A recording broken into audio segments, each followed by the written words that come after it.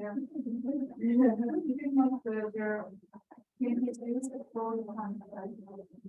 can follow. Of the influence of Letesa, its word and these things of the Buddhist standard. Charissa, Jaeger-Sanders, and Olivia, myself, the global leader, of having six girls for the and the hoping of them to take the final work is Dr. Paula, Arai, and publishing and process of the Women in Buddhist Studies, Institute of Buddhist Studies. Welcome to our first time.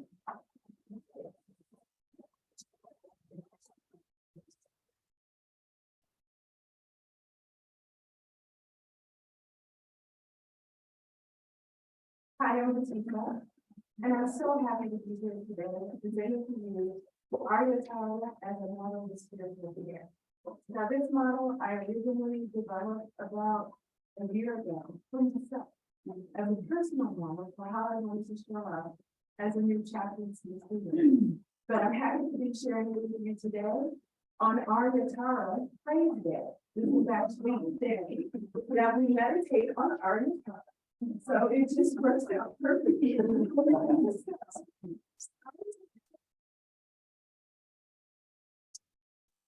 Is shown by many medical.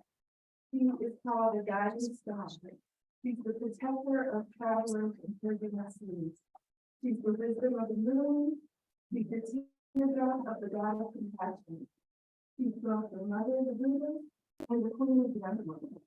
But what really makes our happiness is that she can save people. And she's a great healer with the power to invoke all of the resources needed to free us from suffering and to help us feeling happy. And so with all of these great qualities, Arai is an inspiring artifact for spiritual care. So in developing this archetype, I looked at the records, her texts, and her iconography as the foundation, and I came up with 8 principles. The first principle is Tara is patient. Her patience is rooted in her divine wisdom. Tara knows that tears are coming. She is liberating strength in moments of vulnerability. Tara is a compassionate listener. Her benevolence speaks when she doesn't. Tara welcomes everyone. Her love is unconditional and abundant. Tara is a guiding star that leads out of the darkness. Tara is fierce and fearlessly ready to take on challenges. Tara is the full talker. She is skillfully resourceful, and she manifests a calm, safe place for healing, because she belongs. She's compassionate, and she's friendly. So, this paper is fascinating. So what I'm going to do is really focus on her legend so you know what it's all about. So the first legend is the legend of Yeshivara, this moon. And this princess lived eons ago in a land called Manifold Life, and she studied with the Buddha Dharma. And she was an amazing practitioner. And of course, this came to the attention of many monks. And the monks said, you know, if you would just change your gender to male, you could become enlightened like a leader. And she said to them, fellas, the reality is, there are no things that are inconsistent. All things are inconsistent. There's no difference between self and others. There's no difference between men.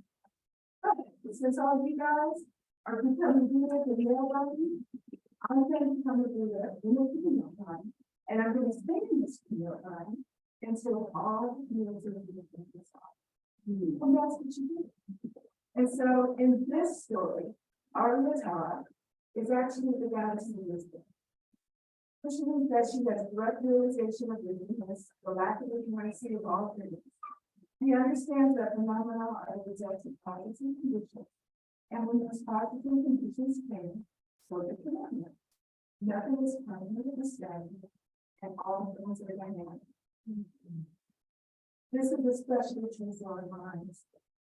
Our thoughts, ideas, concepts, and emotions are dynamic. Sometimes it happens quite slowly. The moment of our minds change and our wisdom grows. Our knows this, and then the release of wisdom really goes slow. And so she's patient. So, as spiritual caregivers, though, we don't meet people when they're in this enlightened state. We meet them when they're steeped in really all the sufferings that subside. Aging, sickness, and death, either theirs or their loved ones. And so in those times, afflicted thoughts and emotions resides with the victims. But these afflictions and emotions and the negative behaviors of things they're temporary. And so when situation changes, so will their behaviors. But on the other hand, sometimes these afflicted thoughts can be stubborn. They've been planted for a very long time and have deep roots. And so when care seekers begin to meet them without help, those afflictions struggle to survive. And sometimes that may be sure the ways that are set holy, condescending, manipulative, and sometimes it's downright angry. And so in those situations, we have to remember not to meet their anger in their own, that we have to be patient. So, the next story is the story of Avalokiteshvara's tears.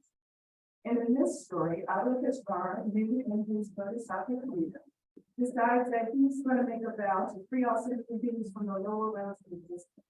And in this vow, he said, if I should hesitate in this task for even a moment, let me shatter into pieces. And so he goes about freeing sentient beings, and just as soon as he clears out all of the lower realms, they feel back up again, and then guess what? He gets frustrated, he hesitates, and he shatters into 1,000 pieces. Then the Buddhas and Bodhisattvas come and they put them back together again. And when he sees all the suffering sentient beings, he sheds a tear. And from those tears, Paula is born onto this planet. Holy as a Buddha, the Buddha of compassion. And so, Tara is an embodied of liberating strength in the moments of our journeys. She knows tears of forgiveness. When we are met with suffering, a quiet secret is needed. Something that we intuitively know, but are reticent to acknowledge. We feel the pain of others because we're deeply dependent. Our natural inclination may be to shield ourselves from this pain, but because it has the regulatory power of revealing our own layers of pain and suffering, that we sometimes snuggle in this next level of struggle.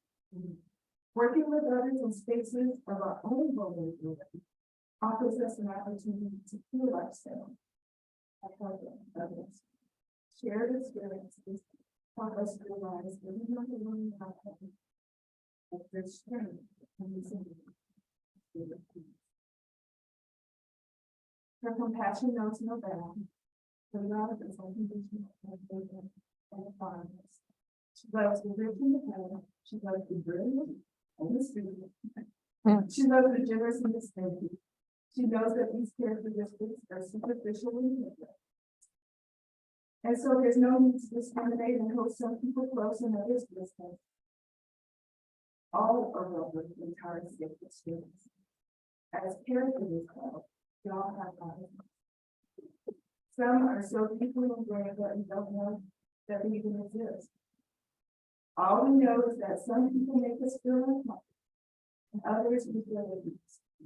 It could be a skin color, mental status, gender identity, or some act that they committed by going to bed, or a myriad of other characteristics.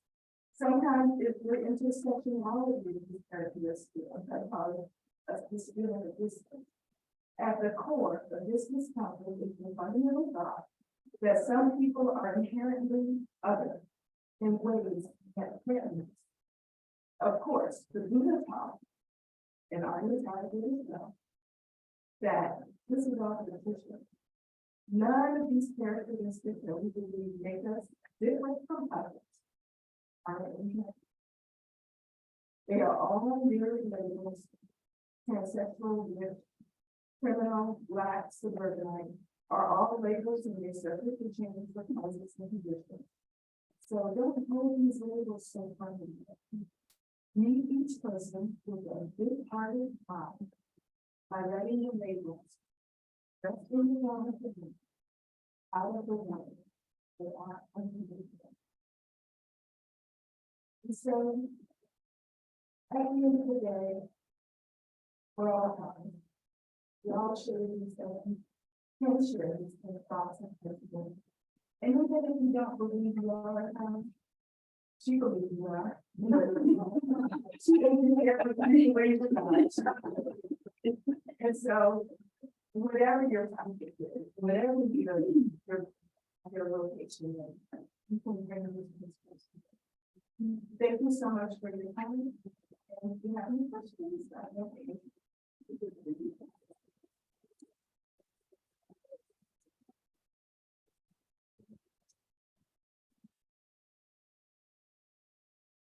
Thank you so much. That was wonderful. I didn't get the memo that we were all in PowerPoint, so I didn't do wonderful. But it is my joy to be here with you. About Wednesday evening, I started to lose my voice. I've been on vocal rest for about 24 hours now, at least. So here's hoping that will show up through this presentation. The title of my presentation is Mother Earth: How the Wisdom of Constructive Theology of Divine Immanence can deepen Christian theology and impact our theological practices. I'm a comparative theologian here at the TCU in the PhD program, so I regularly work with environmental studies and with Christianity, specifically with the subdivision. Does it really matter how we image and understand who the divine is? Are there any ethical impacts for our theology?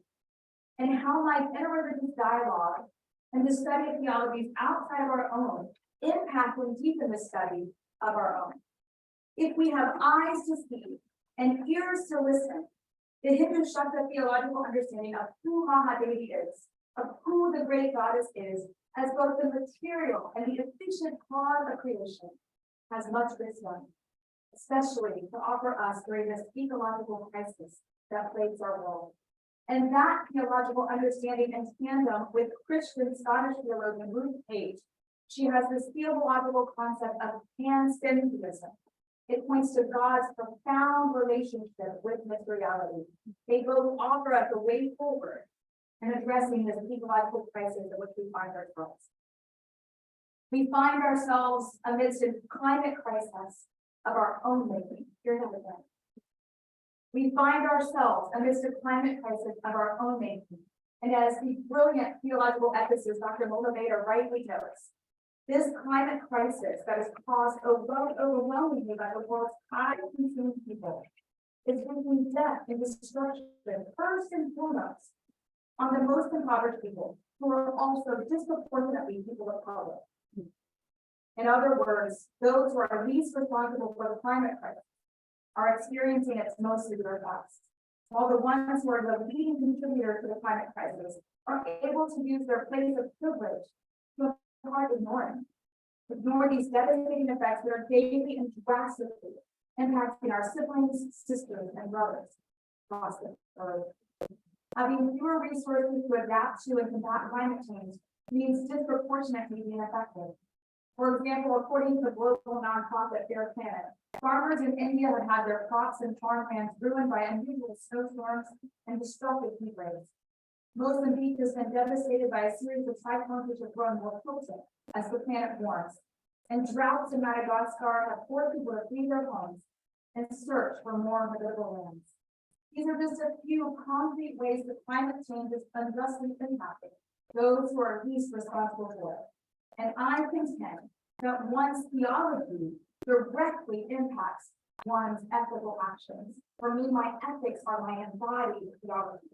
So therefore, how we understand and articulate who the divine is, the divine's relationship with materiality, it has significant ethical implications. In the Hindu sacred text of the Mandukya Upanishad, there is a Mahavakya, a key quintessential statement that states, all this is surely Brahman. And how one interprets, articulates, and embraces that quintessential statement influences not only how one understands the nature of the divine, but how that impacts our social and ethical responsibilities here in the world. In other words, how we image, understand, and articulate who the divine is can have either life-giving effects or death-dealing consequences. Meaning that our theology can intentionally foster flourish or not. Our theology can affirm materiality and work for the good of the world or not. What we believe matters. Premier Hindu Shakti theologian and my mentor and dear friend advisor, Dr. Rita Sharma, describes Mahadevi, the great goddess, as, quote, organically immanent and radically present in your creation. She coined this language of radical divine eminence to point and explain the presence of Chit, divine consciousness, and each of divine volition or divine will in and through parinama, the transformation of matter, leading to ongoing creativity.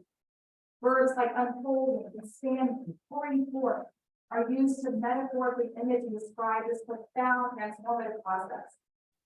Materiality is a manifest transformation of God the Mother.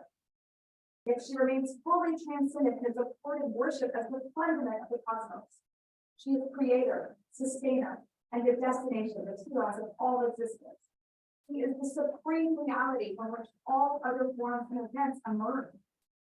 The distinction between creator and created remains even as the creator is organically immanent in creation. Often creation is imaged to be held in the womb of the goddess.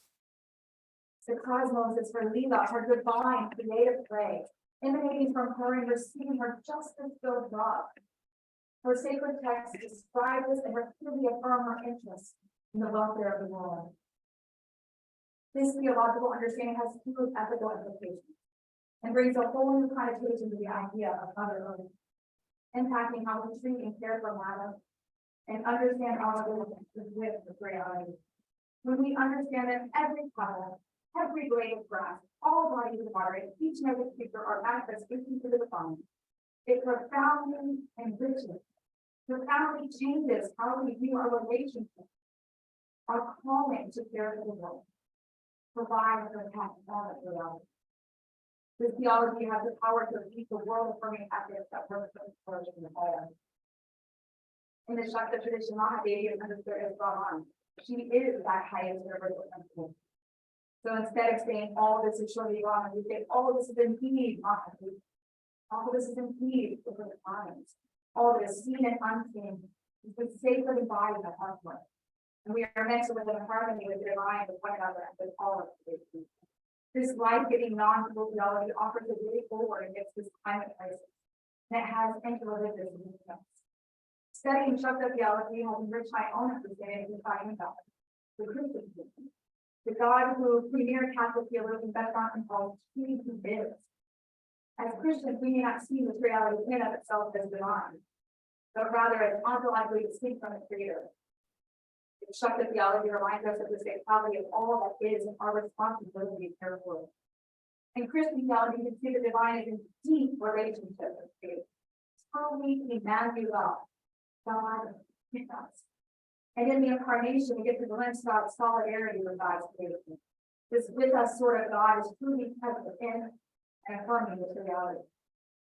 Within the Christian understanding, there is a compelling theological concept that Scottish theologian Letesa calls pansynetheism. That Greek preposition sin is translated as with or together. It's where we get words like symbiotic, synthesis. So pansynetheism communicates the idea of God with us, God with all things and all things with the divine. God abides at the most profound level of creation, truly and deeply Emmanuel, not only with humanity but all of its reality. Pansynetheism highlights how each creature lives in God's presence and has its own relationship with God, to whom it is all valuable and intimately known. Long before humans emerged, God already had an abiding relationship with his reality throughout the cosmos. Moreover, according to page 4, creation is given room to develop, but not abandoned. Possibility of release. Possibility of release of creation is not relinquished. From the beginning, the gift of possibility elicits the response of becoming and being. In other words, the divine design for creation is completely survival, allowing creation to choose and actualize many possibilities. Yet creation is not abandoned in that process. In order to describe this pan-syntheistic relational ontology of creator and created, I tend to use the metaphor of a spider as well. A spider creates a web using its spinneret and lands to extend the web into existence. Similarly, the triune God, God the source, employs God the word and God the breath to spin the interconnected web of creation, calling existence in. But unlike a spider, no outside source or nutrients are needed in order for the divine God to create his God. There is freedom yet deep relationality between the divine and creation. Furthermore, creation is interdependently connected to this web of life. Each gossamer thread, each twist of creation is simultaneously strong yet fragile. American astrophysicist Neil deGrasse Tyson states our interconnectedness with this web.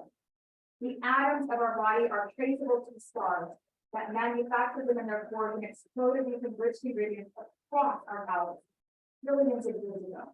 For this reason, we are biologically connected to every other living thing in the world. We are chemically connected to all molecules on Earth, and we are atomically connected to all atoms in the universe. We are not figuratively, but literally stardust. End quote. And I contend that God has an active relationship with every atom, each step of stardust. Moreover, in the incarnation out of God's love for us, God took on stars. God took on materiality. God, in the person of Jesus, chose to become stardust for our sake.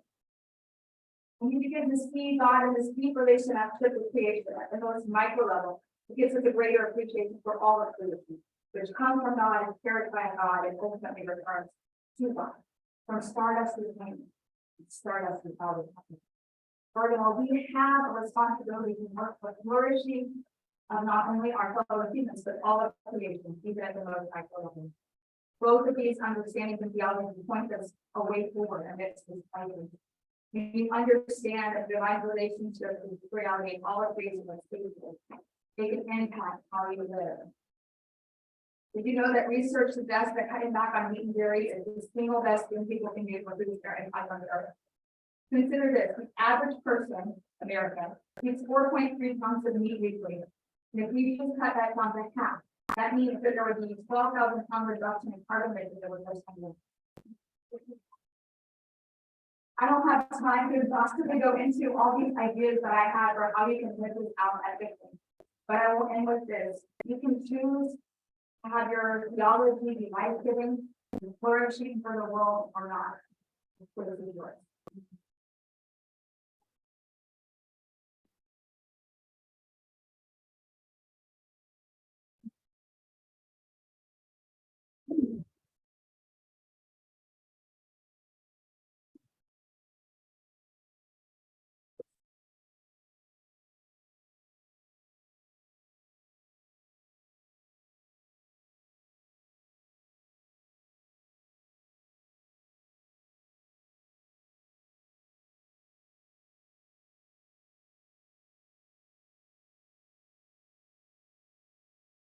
So my research is on the intersection between the divine feminine and the darkness of God. A lot of the New Testament has this is like God is light, and in him there is no darkness found. Or Jesus is the light of the world. God made light and called it good. And what ends up happening in our theological imagination is that we start to see dark that is not divine. Dark as a metaphor for sin, evil, depression, ignorance, spiritual blindness, and death. And that translates in how we use language, and it translates into something like theologian Barbara Brown Taylor writes in regard to spirituality: I can't remember the last time I heard anyone use dark to describe something good. Fear of the dark has been sanctified in people's lives. And what I'm hoping to do today is explore a more expansive view of dark and light as both positive qualities of dark. Luckily, my work is already done. There's like I've been studying language. Theologians who explored God's beauty and power and majesty and love through darkness. This tradition is usually called the via negativa or the apophatic tradition, and has aims of the transcendent and mystical concepts of subtraction, unknowability, absence and silence, disguising ignorance, and darkness. St. Augustine says, our speaking falls short of the living God. And if you have understood what you have understood is not God. Philosopher Thoreau talked about how the soul doesn't grow to a vision, the soul actually grows to God. But what I propose to you is, while these things are amazing and powerful and majestic and transformative, is there something else besides an apophatic darkness?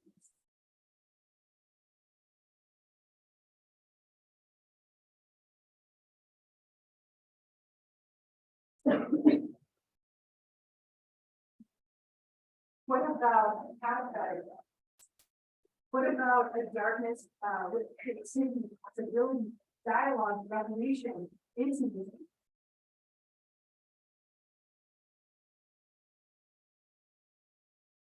And so I want to take a quick look at some of these verses here and draw. So the first verse is Genesis 1, verse 2. Darkness was over the surface of the deep, and the Spirit of God was hovering over the waters. Job, who shall perceive behind the doors when the first was from the womb, when it made clouds of garnet and wrapped it with darkness.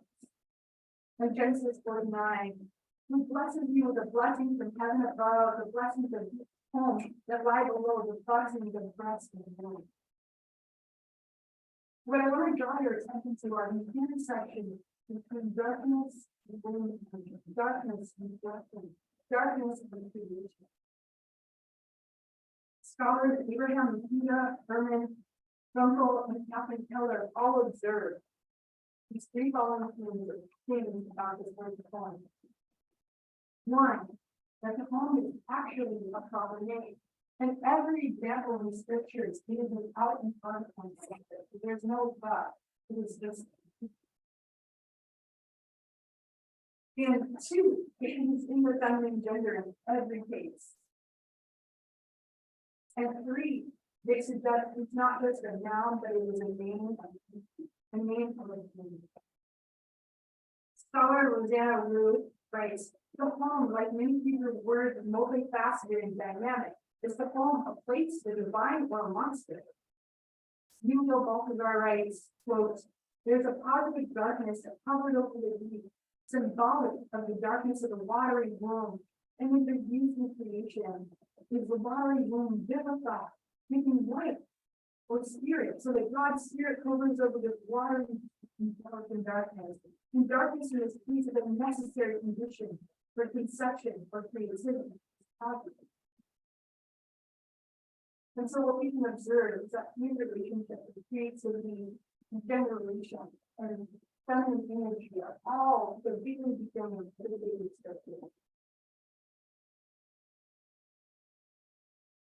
There are 450 Black Madonnas around the world. This is just a very small sample of so many of them. And many of them are over 1,000 years old, and many of them are even predate Christianity. In the sacred writings about Isis, it says she was born in the form of a black and red woman, full of life and gentle and love. Then on the image on the left, which is an icon of other black God, wearing these black garments with their signet underneath. And there are so many parallels of these images of the Black divine feminine that has existed in our recorded history.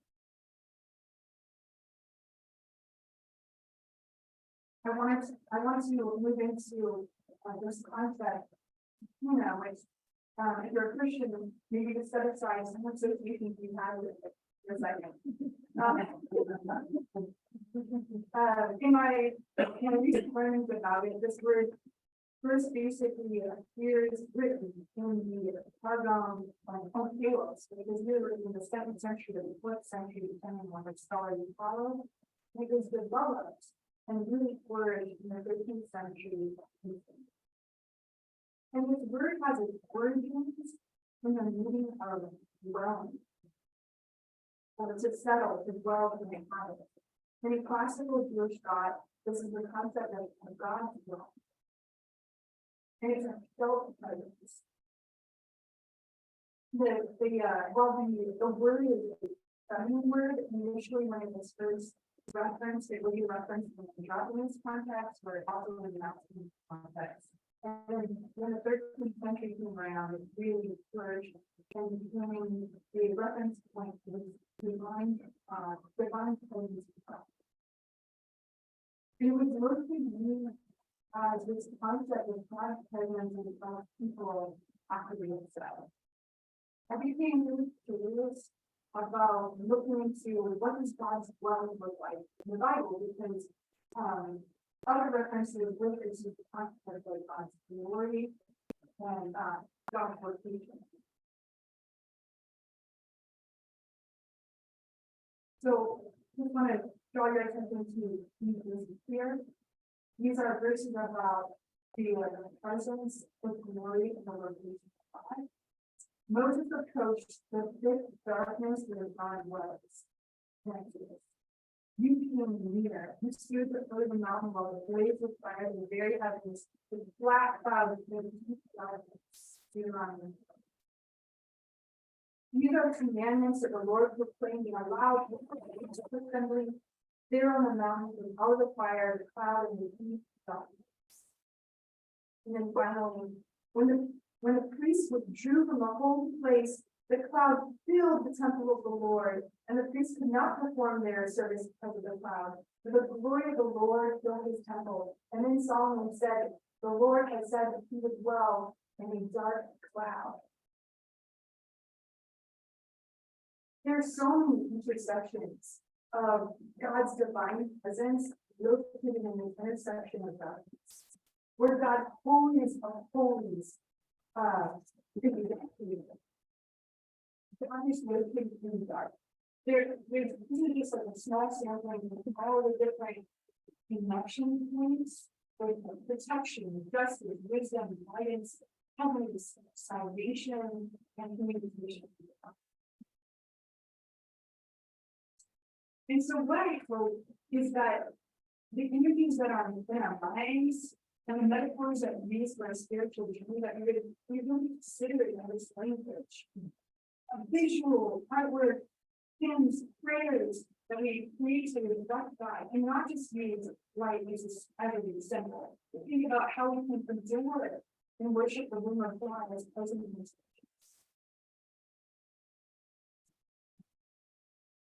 There's so many metaphors of God as our mother.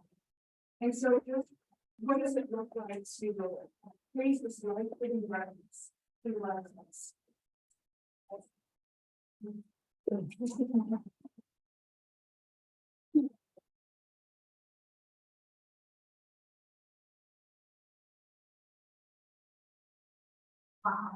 That would have been phenomenal. And thank you all. I'm using this community. So, questions. We have we o'clock. We have 21.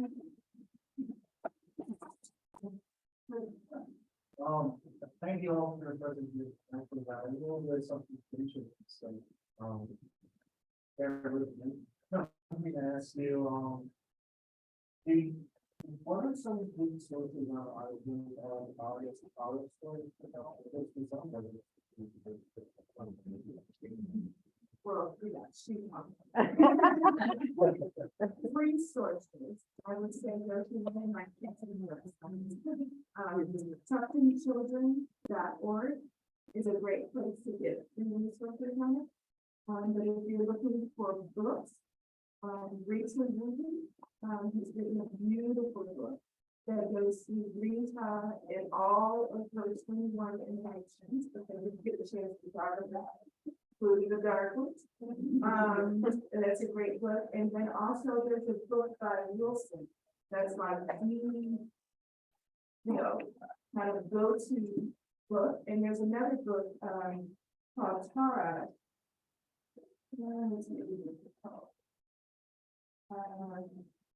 By Byron, B-E-Y-E-R. But I'd start with the piece word first. TubbenChildren.org. THUBTEN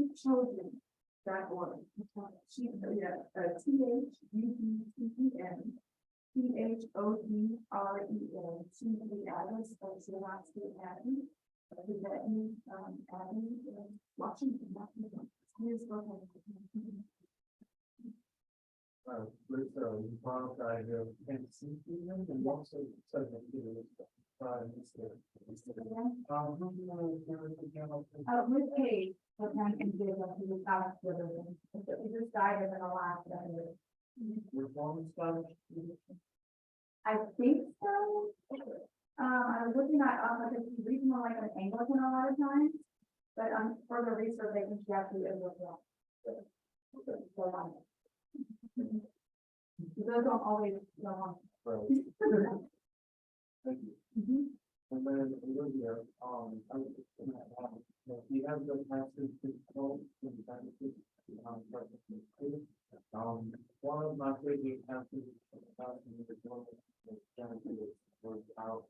This is the word out there. This is the form of translation.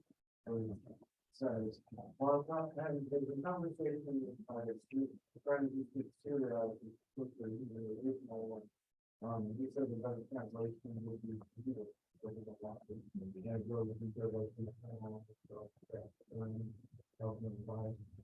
thought it's pretty good how we did getting into that passage for the industry.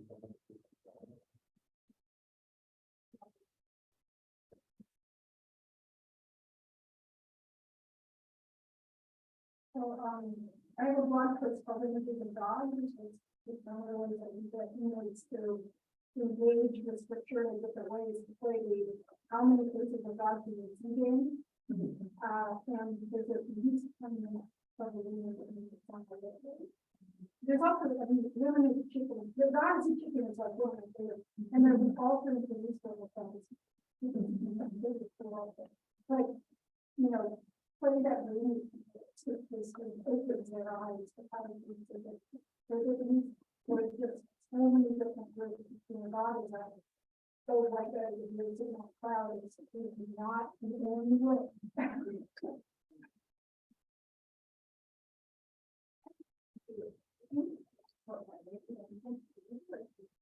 Sorry, Charissa with a heart.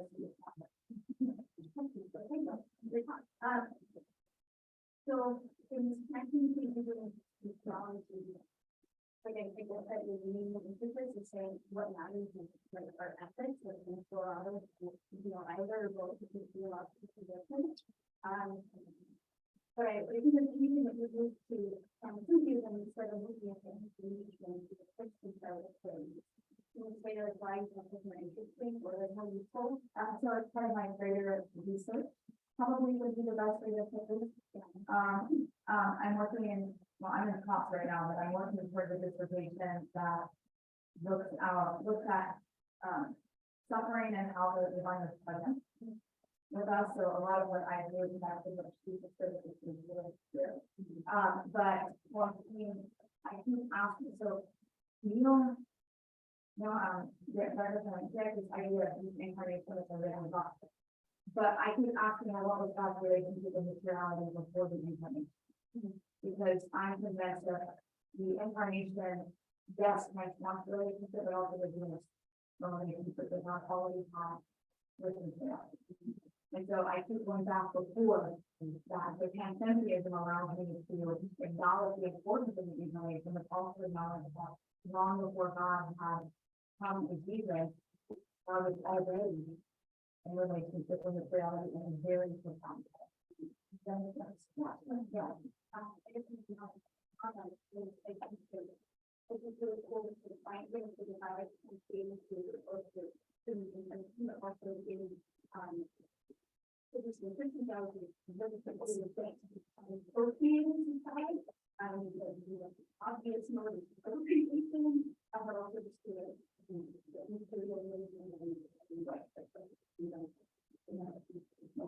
And I have an art background, so I probably definitely my opportunity on the piano.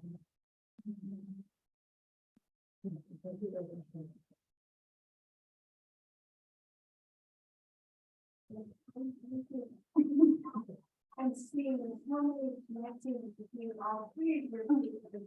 And the panophatic darkness, through the context of all the conversations of women as mothers, and the fact that more of our world is dark than light, and ethics and embodied theology, that these images of women and Tara comes in lots of colors.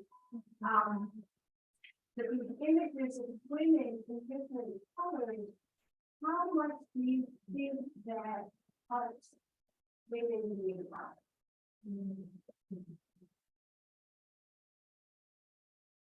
I don't think that what's important for the concept of a God having the ability to every time we talk about God is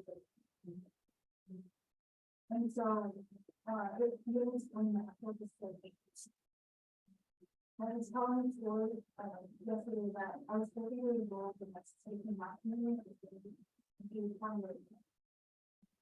and I had to look through my memories because I only read them through a set of questions. And I only saw it through the core section. So I didn't see the core of it was. And I think I'm grateful for the apostolic position and continuing that with my and the family. And I would be like, we should have a full life. I don't know if I can say the question, but well, I'd say that you're right, Tara comes and moving to the colors, but the colors are the colors are actually visual manifestation of the various colors. Yes, so I symbolize classification of the yellow symbolizes there's a in my values. Red symbolizing magnetic energy, and then there's dark, black or blue is actually destroying energy. That's really really cosmic, right? And just so I think in the visualization of all of these different images, what you're left with the practitioner is that essentially the divine comes in the wisdom. And I think that to be kind, that's what we're missing. And that all of the energies that we see whether it be classified as destructive or attractive or passive value, that all of those energies really is everything is going on. And so we don't have to push something away because it feels dark or destructive. And we have a role within it. We feel that and that's that all things are in the things. And so I do believe that there is this understanding that's brought by being able to visualize in all of the university knowledge and knowledge and I think look out at yourself and see colors. not all agree about it. Great understanding of life and people that we need to incorporate. When I got here, I didn't really know what I was doing. I really didn't know what I was doing. And my very first semester, we talked about this for not even. I had no idea what I was doing. I met Paula.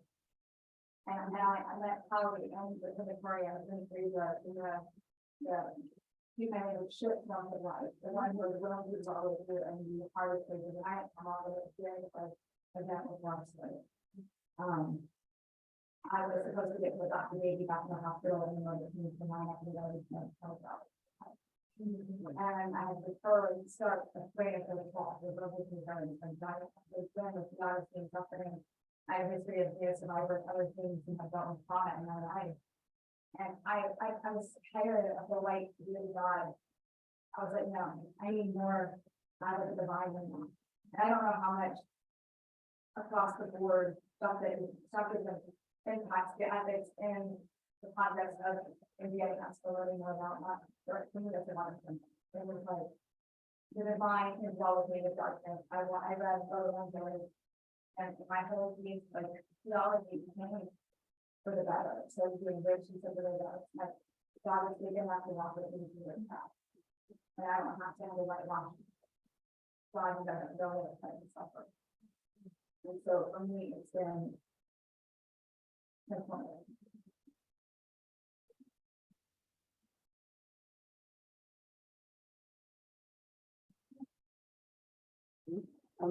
Yeah, the word that I could think of, it's just the beautiful thread that ran through all of your beautiful presentations, and it came to me the word fecundity, and I looked it up to make sure I was getting it right.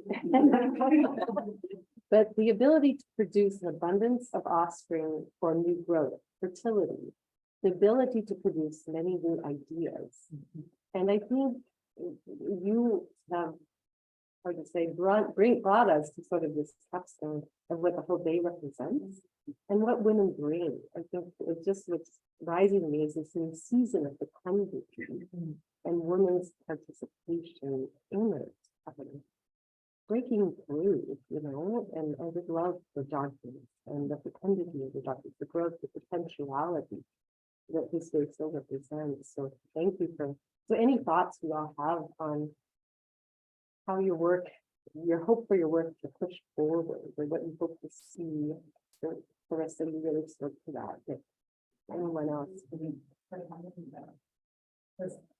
I battled with years of infertility, tried to adopt multiple times in my fiance that happened around the other time. And I had thought in my entire well-being to thinking about my life. And it was actually definitely helping me. And Dr. Sharma, my advisor, is wonderful psychotherapy, but I mean, you're working at a risk. You are having to be in a whole different life. And it was wonderful. But I have to be a mom, we're not being a mom. And I find myself motivating people, and I feel like I'm a natural mother without any children. But it expanded the later of the day, it expanded my understanding of what that can be. This that experience the announcement that a man spoke about earlier. They most of them, like some of them became known as activated children, but most of them have children, and they see their organization, their work as a man, as to be the model of the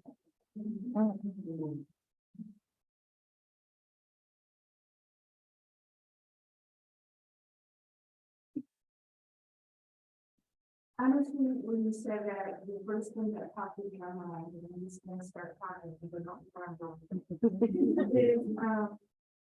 Is, the expansiveness of business.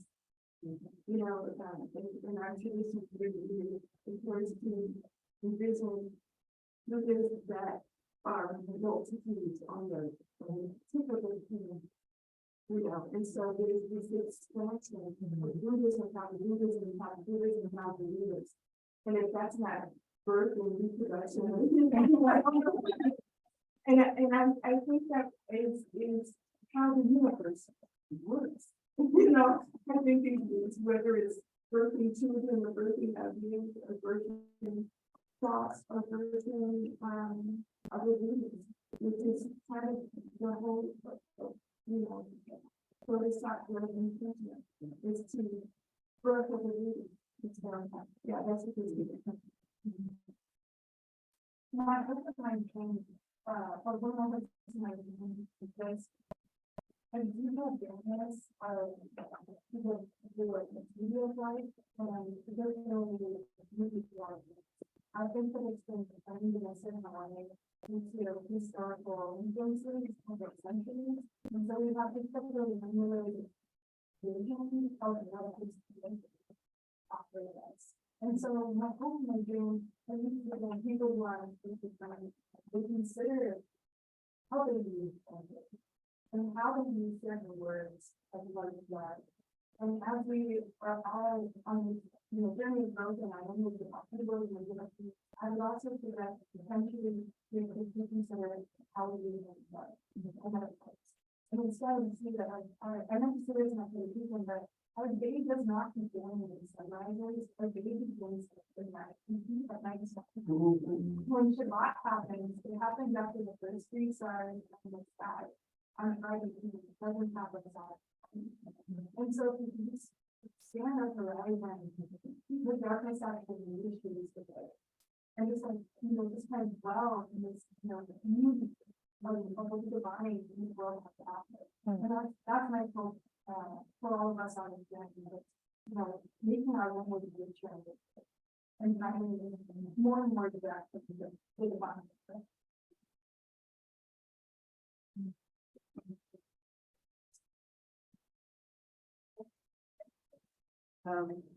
All of the presented here today, I think was so wonderful. I'm so grateful for the opportunity to be here.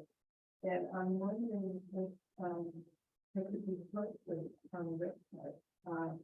Because I think it's great in our students. And I'm students. You could be on pulling from each other's work, even if you're working together. And that being another thing, another one. The last session that was conference, we actually suggested that the students would give us the convention that were papers, and then we had special issues published in the religion, which will be the one of religion and we're going to suggest this again to our time.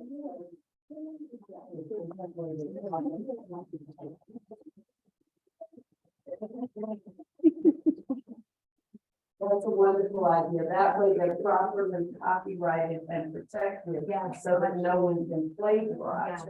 Exactly. And that's. So. I appreciate that very much. Thank you, Master. I'm just talking about all of it. Yeah, that's great. They have certainly been given today by being amongst it, and so I think of being in the prison. Oh, wait, that the women get arts and crafts, but at first I heard it as lesser, but now I'm seeing. But maybe that is an avenue of healing. It may not be enough and not all, but that maybe it's not a bad thing, not a lesson thing. And I also think of the wound of the darkness, I'm sorry, but it said one little incident with my son when he was 4. He said, I remember being when he was in utero, I was talking about something, so he says, I remember. And he said, it was dark.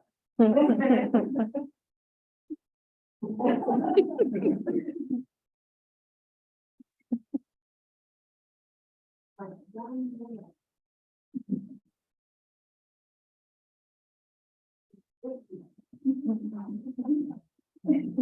Yes, I'm there.